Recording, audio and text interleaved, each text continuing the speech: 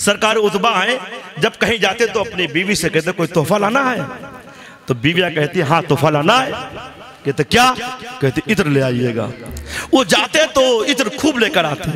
एक रवायत में आपके पास 4 बीवियां थी, तो इत्र लेकर आते, वो सारी बीवियां सूंघती, उसके बाद उठा के रख देती। फिर कहीं जाते, फिर फरमाइश होती इत्र लाइएगा, फिर लेकर आते, उसके बाद सूंघती, उनके बदन को सूंघती, फिर उठा के रख देती।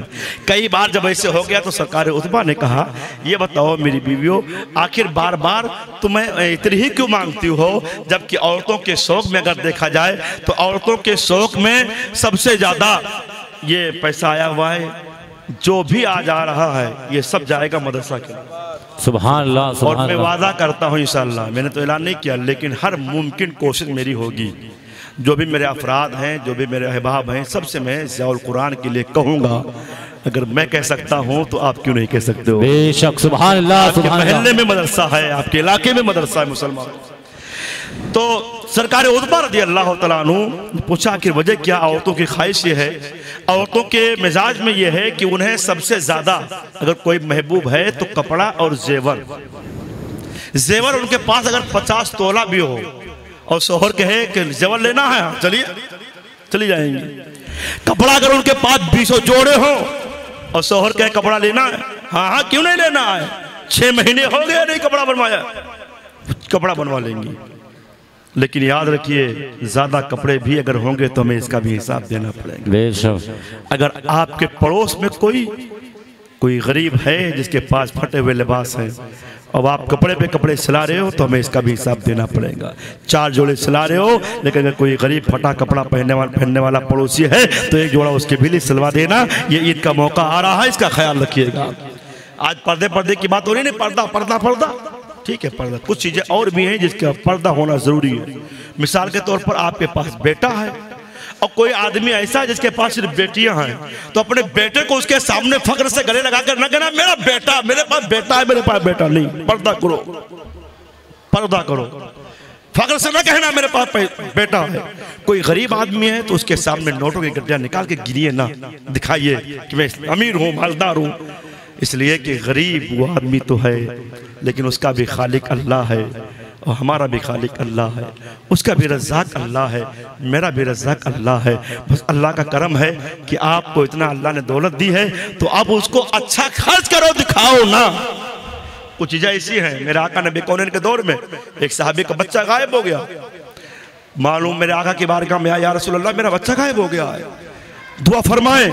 एक साहबी बैठे हुए थे कि हाँ फला महल्ले में तुम्हारा बच्चा बच्चों के साथ खेल रहा है। बच्चे की मोहब्बत काफी देर से देखे नहीं थे, बेताबाना चले। मेरे आका ने कहा रुक जाओ साहब, रुक जाओ।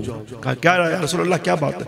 मेरे आका ने फरमाया जा तो रहे हो, लेकिन उस महल्ले में बहुत से ऐसे बच्चे हैं जिनके बाप गजवा में शहीद हो गए हैं, जिहाद में शहीद हो गए हैं और बच्चे यतीम हैं। तुम वहां जाओ और बाप की शफकत, इसलिए कि काफी देर हो गया आपने अपने बच्चे को देखा नहीं, कहीं ऐसा ना हो आप वहां जाकर पुकारो मेरे लाडले बेटे चले आओ, ए मेरा बेटा तू इधर आ जा, और जाकर उन बच्चों के सामने अपने सीने से उस बच्चे को लगाओ, तो कहीं ऐसा ना हो कि उन्हें अपना शहीद बाप याद आ जाए। इसलिए ए मेरे साहबी जा तो रहे हो, चुपके से बुला लाना, अगर प्यार करना होगा तो छिपके करना, इसलिए कि वहां बहुत से ऐसे शहीद के बच्चे हैं जो बच्चे यतीम हैं। तो मालूम यह हुआ मुसलमानों, अगर बच्चों से मोहब्बत करनी भी है तो अगर आपको करनी है तो छिप कर कीजिए। हो सकता है कि आपके पास कोई ऐसा खड़ा हो कि जिसका बच्चा विशाल कर गया हो सकता है कोई बच्चा ऐसा हो कि जिसका बाप विशाल कर गया हो। खैर, तो इस तरह आपके लिए जरूरी है कि इस पे भी पर्दा कीजिए। तो अल्लाह करीम ने अगर अता की है तो आपके लिए जरूरी है मदरसा ज़ियाउल कुरान के लिए खर्च करते रहिए। बात लंबी होती जा रही है तो सरकार उतबा रज़ी अल्लाह तआला अन्हु से बार बार मांगती थी औरतें तल्लाइए। तो आपने कहा औरतों को तो अगर देखा जाए तो उनकी आरज़ू होती है कि मेरे लिए कपड़े बनवाए जाएं, जेवर बनवाया जाए, लेकिन तुम कैसी औरत हो कि जब भी मैं कहीं जाता हूँ कुछ कहता हूँ तो कहते हो कि मेरे लिए इत्र ले आइए, तो और उसके बाद सूंघती हो, मेरा बदन सूंघती हो, उठा के रख देती हो। तो उन औरतों ने कहा था ए मेरे शौहर, हम वो इत्र चाहते हैं जो इत्र आप लगाते हैं, लेकिन आप वो इत्र लाते ही नहीं हैं, मेरे लिए दूसरा इत्र ले आते हैं जो आपके बदन से खुशबू आती है ना मेरे शौहर, वो खुशबू लाजवाब खुशबू है। तो उनके आंखों में आंसू आए थे, कहा था मेरे बीवियों ये खुशबू दुनिया में खुशबू नहीं मिलेगी। इसलिए कि इसका वाक़या ये है कि एक बार बचपन में मुझे फुंसियाँ आ गई थी। मेरे आका नबी कौनैन की बारगाह में मेरी माँ लेकर मेरे बाप लेकर पहुँचे थे, या रसूल अल्लाह मेरे बच्चे को फुंसियाँ आ गई हैं। तो मेरे आका नबी कौनैन ने कहा था कि इनका बदन खोला जाए। जब मेरे जिस्म से कपड़े हटाए गए तो मेरे आका नबी कौनैन ने दम करके अपना हाथ मुबारक दस्ते पाक मेरे बदन पे मल दिया था। जब से मेरे आका ने मला है तब से मेरे बदन से खुशबू आ रही है। ए मेरी बीवियों, मैं दुनिया से कहीं से भी इत्र ले आऊंगा, वो इत्र मेरे बदन की खुशबू की मुकाबला नहीं कर सकती है। इसलिए कि उनकी महक ने दिल के गुंचे खिला दिए हैं, जिस राह चल गए हैं कूचे बसा दिए। सुभान अल्लाह, सुभान अल्लाह।